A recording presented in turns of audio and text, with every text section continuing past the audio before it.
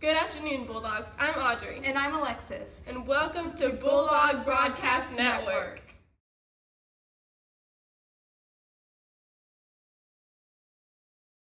Something very cool happened last week. It was Celebrate Freedom Week. Last week was National Freedom Week. Every year, Freedom Week is celebrated in schools across the country.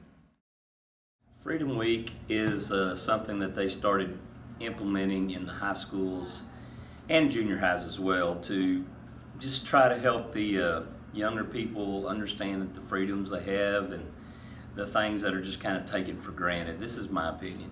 Things like the Pledge of Allegiance or the National Anthem, not really knowing the meanings of what they are and just trying to help them understand why we do these certain things as far as our patriotism.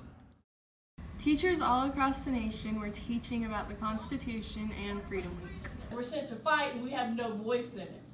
It goes back to the Founding Fathers saying, no taxation without representation. Speaking of freedom, last week was the 15th anniversary of 9/11. We interviewed some of Tioga's teachers about where they were that day. On September 11, 2001, two planes had hit the World Trade Center. I was in Woodbine, Texas, working for Kalispberg ISD, and probably roughly 100 fifth grade students and I were in a PE class, and I got word from Mrs. Ballinger that a plane had just hit one of the towers, and just like everyone else, we thought it was just an accident. And so we kind of stopped down and all started watching the news. Then we all had cable into each classroom and into the library, and so watched it together as a school at Kalispberg Elementary School in Woodbine, and obviously later found out that our country was under attack. I was in a meeting with some parents and the principal of the school where I worked when we got a phone call that a plane had hit the towers, and the principal turned the TV on. And we thought it was just some accident. So when I got back to my classroom, we turned the TV on in there, we're watching, and then when the second plane hit, we knew something was up. It wasn't an accident, that something was going on. 9/11, I was at Love Field Airport in Dallas, and I was a flight attendant, and I was getting ready to board an airplane to go to Austin. And they came over, I guess the speaker or whatever, in the airport and told us about the towers in New York, and so everything just kind of came to a ground stop, and people were freaking out and crying and worried about loved ones. And I did not get on that plane. Everybody got in lockdown in the airport, and I had to go back down in the flight attendant lounge. I was there for 24 hours in the lounge until they decided, okay, you can go home, because we didn't know the extreme, didn't know how bad it was. You know something else that was emotional? When the vote passed for the new high school. In December of last year, or I guess that's a little before that, we posted in the paper to do a lease purchase on the school. There's two ways to build a school in Texas, one with lease purchase, one with bonds. Because we have some bonds outstanding, we didn't have that option, so fast-growing schools will move to a lease purchase. So we posted in the paper to do that.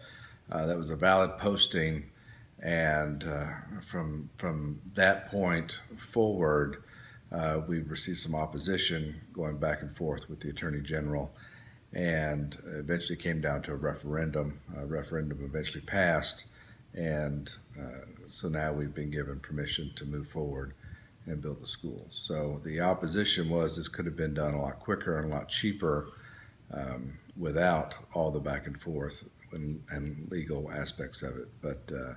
But it's all said and done, and we're able to move forward now. They plan to break ground on the new high school in between Thanksgiving and Christmas. What am I excited for? Yes. To get us out of this crowded environment we're in now. We've got classes in closets and everything else, and that's not conducive to what we're trying to do. And it's time for you guys to have your own school. You've been very patient in being in a K-12, really a pre-K-12 setting. So it'll give us some room to grow, and again, we'll have, quote, a legitimate high school, which is going to look like the old one that they tore down here 30, 40 years ago, that red one sitting laying, the old red 2-story brick, except it'll have spiral staircases and things of this nature, and have some of the latest technology that there is, and you'll have study. We've done some things a little unique. Instead of having, quote, study halls and stuff like that, there'll be study corners, like in the halls and stuff. There'll be areas with couches and chairs and hot spots that you can sit down and do your work, and it'll be a very innovative high school. That's going to be awesome. I can't wait to get into the new school. Right now in THS, the fall sports are off to a great start. Fall sports started early August, and the athletes seem to be putting their hard work onto the courts and fields. Tioga's volleyball team went to playoffs last year, and high expectations were set. We asked junior Andrea Perez her thoughts on the season. It's been going great. Although we lost 4 seniors, we've had some freshmen step up and play, and we've all bonded and we've been playing good together. Since we've been playing like harder teams, district's actually going pretty easy since we're used to playing up to harder teams. Friday Night Lights started, and it seems to be going pretty well. Here's senior Will Coburn. My expectations are we should get through district pretty easily, but I think we need to keep going strong because we have to do well in playoffs. Now you're probably seeing the cross-country runners out running. We asked Justin Rodriguez his thoughts on the season. I just want to go for the top 2 at region, so that's it. Many of us have been playing a popular game called Pokey Dog Go. Now you can play a very similar game at school called Pokey Dog Go. Hey guys, I just wanted to make sure that you're seeing the Pokey Dog Go. Be watching for all the characters. They're going to be coming in and out at different times, so you have to be on the lookout. What you're going to do is you're going to find these throughout the school, and then once you find them, they're going to tell you what to do, like on this one right here. Then you're going to capture a picture or have someone take a picture of you doing whatever the Pokey Dog's telling you. So remember, they may be in one place or they may be moving around. Keep your eye out. Hope you have fun. Playing Pokey Dog Go promotes student involvement in various activities.